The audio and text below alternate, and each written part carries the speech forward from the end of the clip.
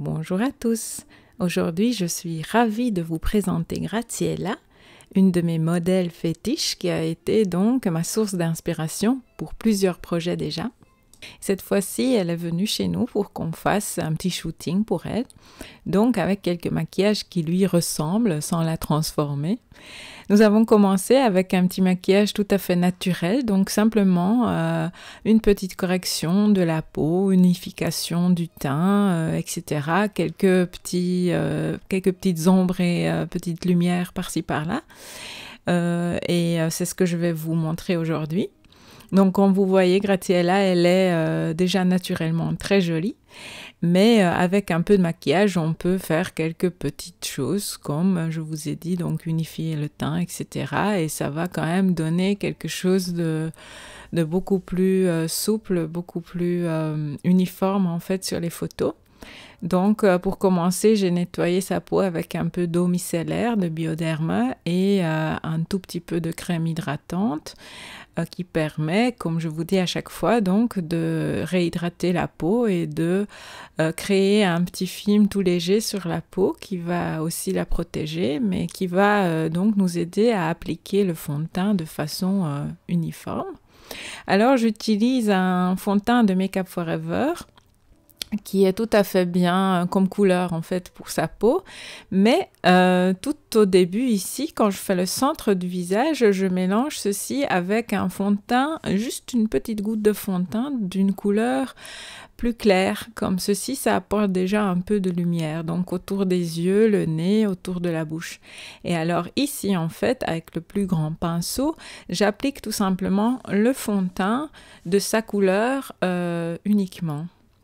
Et ainsi, on peut déjà créer quelques ombres, donc avec une petite lumière au centre du visage et des ombres aux alentours, tout autour du visage, un petit peu sur le cou, etc. Donc, ce que ceci fait, c'est que ça apporte déjà, ça conduit le regard en fait vers les yeux. Puis un peu de blush. Ici, on fait quelque chose d'assez naturel, donc ça ne va pas se voir très très fort, mais ça apporte quand même une bonne mine. Et puis, je vais appliquer un peu de correcteur. En fait, c'est pas vraiment un correcteur, c'est plutôt un stick lumière, on va dire, de Giorgio Armani.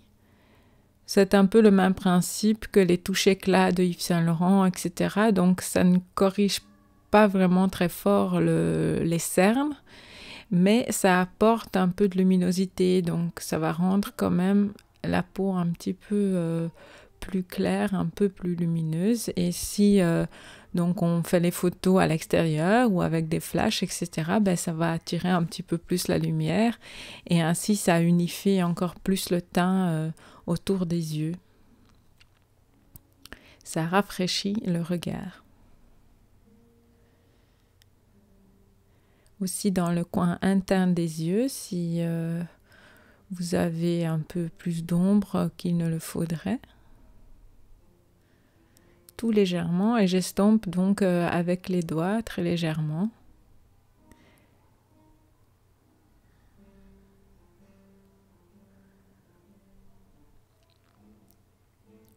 Et puis on peut utiliser donc une poudre fixante partout.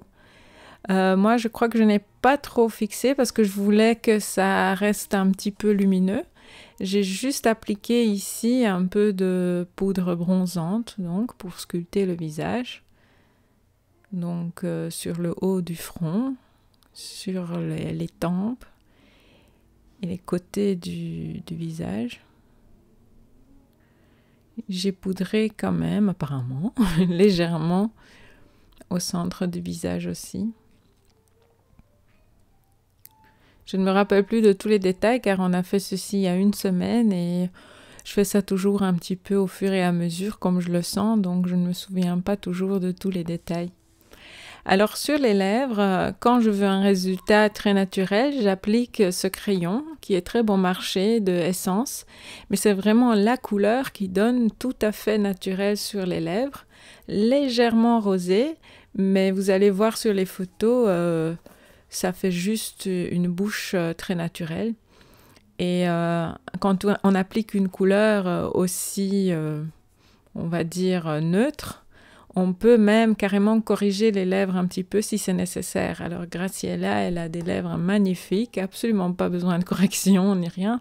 Mais voilà, c'est juste une petite astuce que je fais quand par exemple les modèles ont des lèvres un peu trop fines, etc. Et ben, avec ceci, on peut tricher, on peut très légèrement sortir des contours naturels. Et comme c'est une couleur qui passe très neutre, ben, c'est avec ceci qu'on arrive le plus à tricher, je trouve. Alors évidemment, moi j'applique toujours une base pour fard à paupières. Ceci aide donc à ce que les paupières ne se regressent pas et ainsi les fards à paupières tiennent beaucoup plus longtemps et cela aide aussi donc à rendre les couleurs des fards à paupières un peu plus intenses. Alors quand on veut un résultat naturel, on peut très légèrement jouer avec des couleurs plus claires que la peau et plus foncées que la peau, mais tout légèrement. Ainsi, on évite le look fard à paupières, mais on peut quand même tricher. Comme vous voyez ici, j'applique juste une couleur un petit peu plus foncée que la peau dans l'arcade sourcilière et ça va faire que ça agrandit un petit peu les yeux et ça définit un petit peu mieux de nouveau les ombres et les lumières. Et puis j'applique un nouveau mascara de Maybelline. J'aime assez bien les mascaras Maybelline. C'est assez allongeant en fait, mais mon préféré reste toujours le colossal, le jaune, l'original en fait. J'assortis aussi un petit peu le cou, donc avec la poudre bronzante, les deux côtés, pour que ce ne soit pas trop différent du visage. Et j'avais aussi corrigé un tout petit peu les sourcils, mais pas beaucoup, très légèrement. Juste allonger un petit peu et accentuer un petit peu la couleur. Un tout petit peu de mascara en bas aussi, et c'est tout. Voilà, et Graciela, elle va seulement découvrir le résultat qu'elle a trouvé très bien.